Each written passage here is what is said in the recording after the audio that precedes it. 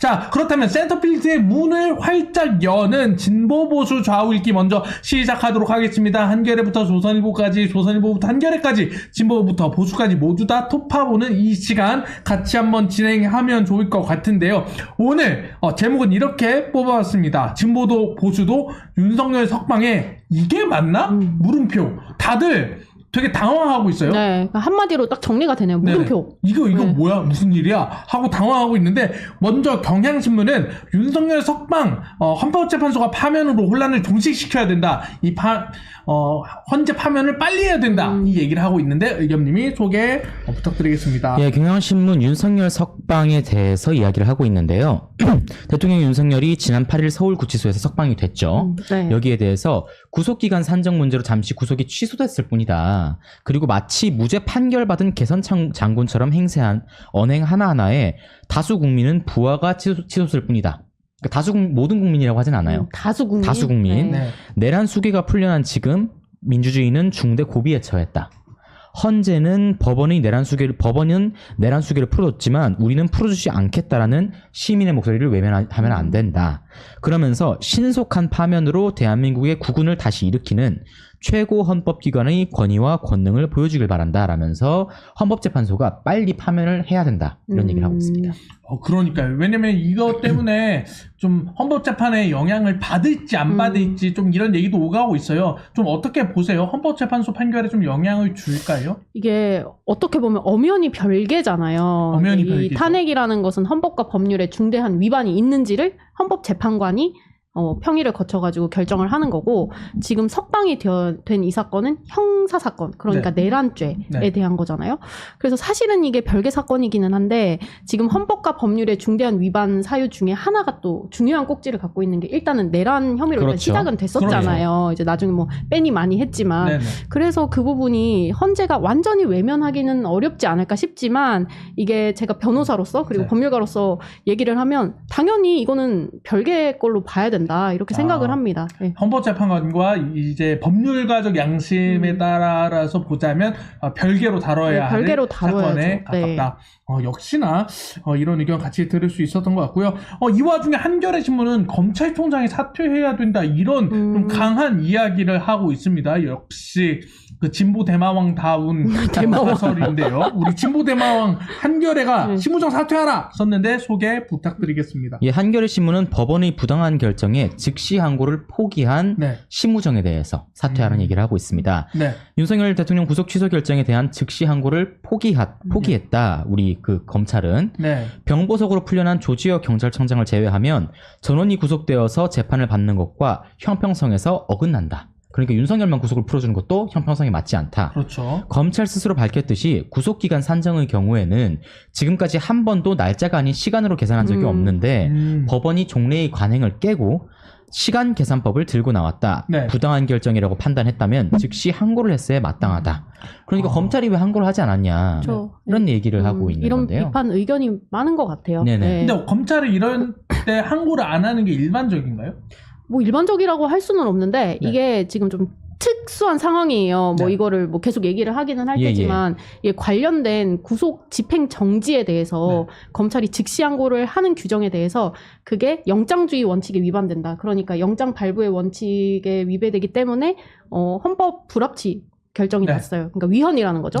그래서 그 조항이 삭제가 됐는데 구속 집행 정지랑 이제 석방이랑 비슷하잖아요. 그렇죠. 근데 오히려 더 강한 거잖아요. 구속 취소라는 게 쉽게 말하면 더 강한 건데 당연히 이 부분에 대한 즉시 항고 조항 역시 위헌이 날게 명백하다. 그래서 검찰이 아예 그냥 즉시 항고 자체를 포기를 했다. 그렇게 지금 설명이 되고 있는데 그 부분에 대해서 말씀하셨듯이 그냥 항고든 즉시 항고가 나중에 가서 깨지든 간에 한번 해볼 만은 하지 않나 이런 아쉽다는 의견이 좀 많은 것 같기는 합니다. 그러니까 저는 걱정이 되는 게 그런 부분인 거예요. 어쨌든 이것도 하나의 판례잖아요. 그렇죠. 선례로 남는 거니까. 시간으로 쪼개가지고 뭐 구속시키는 날짜 원래는 날짜 수로 세다가 이걸 시간으로 센다는 이 판례가 나온 것 자체가 법원에서도 그 우려를 표했더라고요.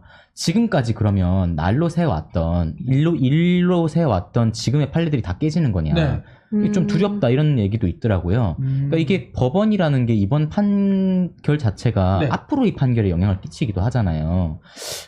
지금 여기서 검찰이 저는 왠지 그런지 모르겠지만 정치 일을 했던 사람이라 그런지 모르겠지만 법원이 이런 판례를 내는 것에 대해서 검찰이 그래도 목소리 냈어야 되지 않느냐. 조금 이거 좀 많이 이상하다는 생각이 좀 듭니다. 맞습니다. 법원 판단이 이해가 참 안 된다라는 댓글도 올라와 있고요. 예. 지금 금모양님은 오늘 이제 윤석열 대통령이 폭탄주 회식을 하지 않을까라는 이런 전망도 내놓기도 네. 했습니다. 복귀하셨으니까 돌아오셨으니까 행복한 저녁을 보내고 계실 우리 각하에게 우리 방송 같이 보면서 방송 보면서 같이 한잔 하시면 좋잖아요. 저희 방송도 봐주세요. 네, 윤석열 대통령에게 좋아요와 구독을 부탁드립니다. 네. 좋아요는요, 더블 탭을 누르면 좋아요가 되고요. 구독은 옆에 버튼 있으니까 살짝 눌러주시면 구독, 좋아요 같이 하고 당신을 향한 이런 사랑스러운 메시지들을 함께 보실 수 있다는 점 윤석열 대통령에게 전달해 드리면서 중도인 한국일보에서는 윤석열 석방이 면죄부가 아니다라고 이렇게 좀 얘기를 했어요. 어떤 내용인지 소개 부탁드리겠습니다. 예, 윤석열 대통령이 석방된 것이 내란 혐의 면죄부가 아니다. 분열을 조장하지 말아야 된다라고 서지현 변호사님 말이랑 맞는 것 같아요. 예. 연관이 안 돼 있다. 연관이 안 돼 있죠. 이 네. 중도보수인 한국일보에서 이렇게 얘기를 하고 있는데요.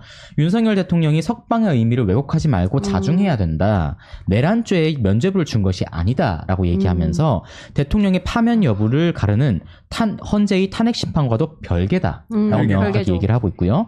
국민의힘은 중도층 여론이 윤 대통령 탄핵 찬성에 기울어져 있는 상황에서 정권 재창출을 포기할 게 아니라면 이성적으로 대처해라. 예. 국민의힘 너네 이성 되찾아 이렇게 너네 신중해라. 엄중하게 경고하고 그리고 있죠. 더불어민주당에 대해서는 심우정 검찰총장 탄핵 위협 등의 대응이 강성 지지층을 달랠 수 있을지 몰라도 국민들의 불안을 키운다는 사실을 인식해야 된다. 역시 이제 민주당과 국민의힘 둘 다 자중해라라고 네. 얘기하고 있는데 이 와중에 노정면 그 민주당 대변인이 최상목을 탄핵해야 된다는 메시지를 내기도 했어요. 경제부 총리. 네네네. 근데 민주당 이렇게 계속 갈등을 푸는 방법으로 탄핵만 하잖아요. 민주당. 그렇죠. 대통령이야 공수부대를 국회에 투입했으니까 날려야 된다 치는데 누가 좀 마음에 안 들어. 그럼 탄핵. 쟤도 탄핵. 얘도 탄핵. 이런 식으로 하는 게 정치가 맞나라는 생각이 좀 들거든요.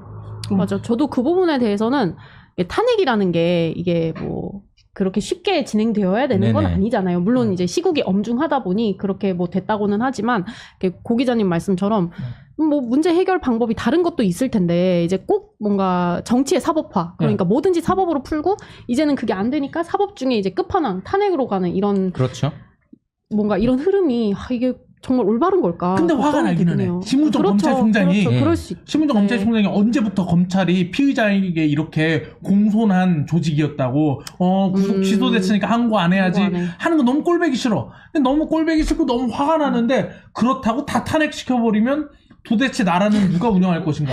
저기 이제 많잖아요. 공무원 선생님들 이제 내려오겠죠, 이제. 네, 한 명씩. 한 명씩. 그렇죠. 검찰총장 다음에는 부장검사가. 네, 내려와야지. 민주당이 지금 사실 입법부라고 봐도 무방할 텐데. 그렇죠. 입법부가 지금의 상황에서 사실 사법부와의 협상권을 잃어버렸거든요. 네네. 사법부하고 전혀 대화가 안 돼요. 내부적으로 아예 끊겼어요. 입법부, 사법부가 대화가 안 된다? 아예 끊겼다고 봐야 되기 때문에 그렇다면 입법부가 사법부를 견제하고 행정부 견제할 수 있는 장치가 이젠 진짜 탄핵밖에 없는 거예요. 네. 협의 자체가 안 돼요. 그래서 지금 민주당도 고심을 하는 거겠죠. 그렇다고 해서 심우정 탄핵까지 가고 최상목 탄핵까지 갔을 때 이거 너무하다라고 하는 비판들 언론부터 쏟아낼 텐데 되게 신중하게 바라봐야 된다고 해서 저도 한국일보가 심우정 검찰총장 탄핵 위협하지 마라 라기보다는 하게 되면 국민들 불안을 키운다 정도로 비판적 또는 좀 자중해라 요 정도 스탠스가 저한테도 좀 맞는 것 같아요. 윤석열 자중해라고 이렇게 한국일보가 이렇게 얘기를 하고 자중해 이거 어떻게 따라해야 되는지 우리 아내가 잘하는데 그래. 자중해 네, 어떻게 따라해야 되는지 알 수 없는 드립을 치고 다음에 중앙일보부터는 급격히 보수화됩니다. 갑자기 이렇게 얘기해요. 윤 대통령 구속 취소는 절차적 정당성의 중요성을 일깨워줬다. 절차를 잘 지켰어야지. 윤석열 구속 취소에 대해서 어떻게 보면 옹호하는 뉘앙스를 중앙일보부터는 선보이고 있는데 그럼에도 불구하고 갸웃갸웃하는 뉘앙스들이 있어요. 소개 좀 부탁드리겠습니다. 예, 중앙일보는 절차적 정당성 중요성을 일깨워준 윤 대통령 구속 취소라는 이야기를 하고 있는데 네. 윤석열 대통령이 법원의 구속 취소 결정으로 풀려났지만 법적 쟁점이 말끔히 해소됐다고 보기는 힘들다. 약간 양비론적일 수 있죠. 윤 대통령 수사를 둘러싼 절차적 정당성 문제는 초기부터 제기됐다. 네. 공수처법이 허술한 것은 문재인 정부 때 검찰 수사권을 축소하기 위해 급하게 관련 법을 만들었기 때문이다. 모호한 사법제도는 조속히 정비할 필요가 있다. 그러니까 이제 절차적 정당성이 중요하고 어찌됐든 공수처 문재인 정부 때 만들었는데 이거 법부터가 문제였다라는 식의 이야기를 하고 있습니다. 그러니까 윤석열 왜 풀려났게 문재인 정부랑 민주당 너네 탓이지롱 이렇게 놀리는 듯한 뉘앙스를 보여주고 있는데 공수처에 대해서 말이 엄청 많아요. 제대로 수사를 할 수 있는 곳인지 아닌지 말 많은데 공수처 찬반에 대한 미니 토론 한번 해볼까요? 저희가 스몰 토크를 했잖아요. 이제 해야 되는 거예요? 이제 드러내는 거예요. 저희 사상을. 커밍아웃. 저는 옛날부터 얘기했는데 공수처 폐지 찬성입니다. 저도 공수처 폐지 필요 없다. 왜 만들었는지 사실 이해가 안 되고요. 근데 이제 뭐 제가 중앙일보 논지 100% 찬성하는 건 아니지만 이게 좀 정치적 목적을 지을 수는 없죠. 공수처라는 게 사실은 이게 굳이 수사를 하고 있는 검찰이 있음에도 불구하고 이제 공수처라는 별도의 기구를 만들어서 뭔가 그런 고위 공직자의 범죄만 별도로 이제 수사를 하게 만든 것 자체가 그럼 기존의 검찰은 일을 안 했다는 거야? 그러니까 결론은 그거잖아요. 뭐 검찰 개혁의 그렇죠. 일환이기는 한데 그렇게 돼서 공수처가 과연 무슨 일을 했나? 결국 이렇게 석방이 됐잖아요. 저는 잘 모르겠지만 검찰이 있는데 검사를 떼서 공수처를 만든 거잖아요. 그럼 똑같은 조직인데 이게 무슨 개혁이 되는가라는 생각이 좀 그리고 들었던 것 공수처 같아요. 검사는 기존 검사뿐만 아니라 아마 막 경력으로 이제 변호사 하던 사람도 할 수 있고요. 이제 뭐 그분들이 능력이 떨어진다는 게 아니라 이제 뭔가 이제 별도의 기구다 보니까 특히 공수처 법이 이번에 좀 되게 이슈가 된 게 지금 저희가 공유했고 지금 여기 시청자분들도 다 보셨을 그 설명문 있죠. 거기에도 공수처 법을 적시를 하면서 이게 수사권 범위에 포함되지 않는다는 윤 대통령 즉 대리인의 그 말을 인용을 하면서 이게 판단된 바 없다라고 한번 짚었어요. 이게 법이 엉망진창이라는 거잖아요. 그렇죠. 그 말인 즉슨 이게 완전 무결한 법은 아니라는 거예요. 논의의 여지가 있다. 이렇게 법원에서 얘기를 하고 있는 거니까 이게 문제가 아예 없는 조직이라고는 할 수 없죠. 그럼 우리 더불어민주당 출신 김의겸 비서관님에게 여쭤보겠습니다. 문재인 정부는 왜 이렇게 엉망진창인 공수처를 만들었을까요? 근데 이제 다시 생각을 해보면 만약에 공수처가 없었는데 이번 상황에서 검찰이 한마음 한뜻으로 뭉쳤다면 아마 기소 자체가 힘들지 않았을까라는 진짜 큰 우려. 그럴 수도 있죠. 맞아요. 진짜 큰 우려. 왜냐하면 공수처가 있기 때문에 검찰도 조금 눈치를 받지 않겠나 싶은 생각이 좀 드는데 공수처가 급하게 만들어진 것도 맞고 그러니까 제가 늘 느끼지만 공수처라는 기관 자체가 정치에 휘둘리게 너무 취약한 조직이에요. 맞아요. 너무 취약한 조직인 것도 맞는데 그럼에도 공수처가 왜 생겨났느냐. 검찰 일변도 검찰이 주도하는 기소권 자체가 그 전에 이제 특히 정치 사건에서 굉장히 무리가 많았거든요. 캐비닛 사건이라든지 보완하려고 만들었는데 완벽하지 못했다. 그리고 공수처가 어쨌든 지금 비판을 받고 있는 것도 사실이지만 과연 공수처 하나만으로 공수처가 잘못했기 때문에 지금 이 사건이 벌어졌다고 볼 수 있느냐. 사실 그 플러스로 해서 이번에 그 공수처가 과연 윤석열 구속을 하고 윤석열 수사를 하는 것이 맞느냐라는 법원의 의견이 있었잖아요. 근데 그런 생각이 좀 드는 거예요. 어쨌든 그 얘기는 공수처가 잘못됐다라고 보기보다는 법원이 입법부 너네가 잘못해놓고 왜 우리한테 책임을 묻지? 너네가 공수처법 만들었을 때부터 잘못 아니었어? 그럴 수 있죠. 이렇게 저는 읽혀지거든요. 아무튼 민주당이 잘못했네. 그런 얘기 하는 거죠. 민주당이 윤석열 풀어준 거네요.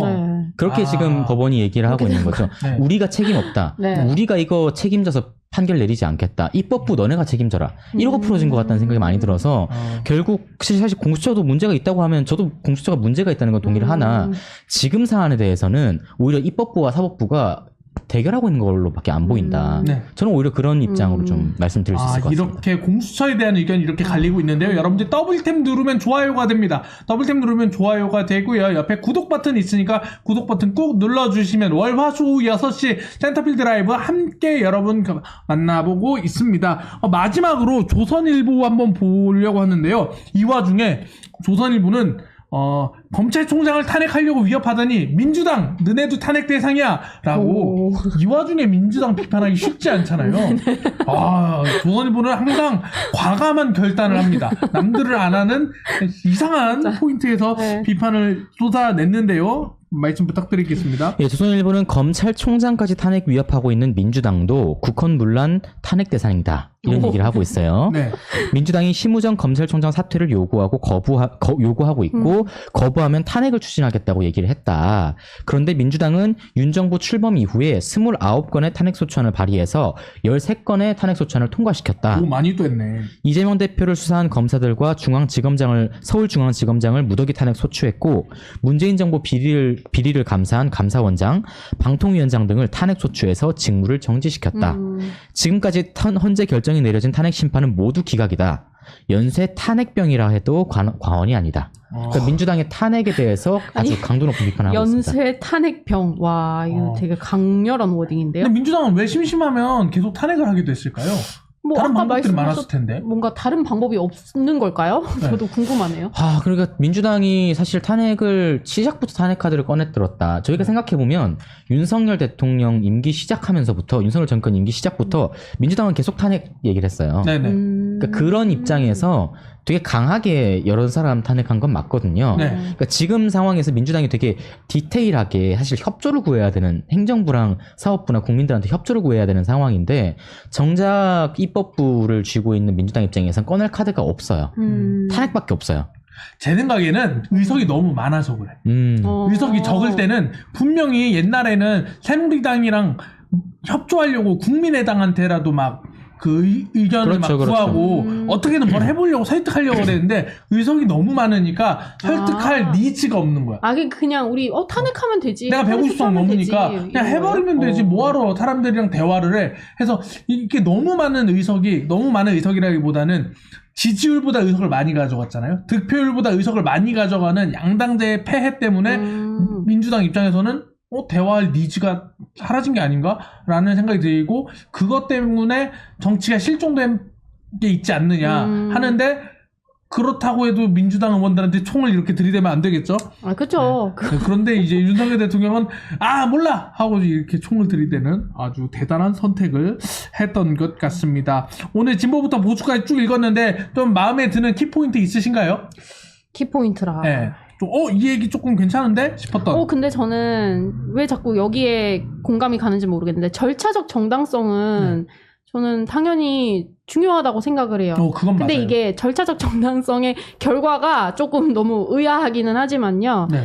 그러니까 이런 결과가 나오니까 더더욱 절차적 정당성에 좀 더 심혈을 기울였어야 하는 거 아닌가 이런 아쉬움이 있어요. 이번에 우원식 그 국회의장이 탄핵 의결할 때, 계엄 해제 의결할 때 절차적 정당성을 잘 지켰기 때문에 우원식 의장 굉장히 칭찬한다. 이런 탈이 얘기가 없잖아요. 많았어요. 그러니까 그렇게 했으니까. 그러니까 그분 말고는 사실 그 뒤로 너무 졸속으로 이루어진 감이 없지 않다. 저는 개인적으로 그렇게 생각을 했거든요. 이렇게 가다가 이게 절차적 위법성을 계속 그 변호인단에서 주장을 했잖아요. 맞아요. 근데 그게 물론 안 받아들여질 것 같았지만 변호사들이 보기에는 영 이게 말도 안 되는 소리를 하거나 그건 아니었거든요. 네네. 그러니까 어느 것 하나가 걸릴 수도 있다 이렇게 생각을 했는데 이렇게 되잖아요. 근데 이 나라에서 지금까지 60년 이 나라 생긴 이후로 구속된 사람들이 진짜 막 수만 명일 텐데 윤석열 대통령부터 엄밀하게 따져보겠다라는 결정이 사람들의 마음에 어떻게 와닿을지는 조금. 그러니까 절차가 그렇게 중요하면 왜 그 전에 일반 시민들은 그 절차로 보호를 못 받았는가? 윤석열 대통령부터 윤석열부터 시간으로 잴 거야. 지금까지는 날짜였지만 이라고 하는 거에 대해서 국민들이 얼마나 납득할지에 대한 좀 그런 생각이 들기는 했습니다.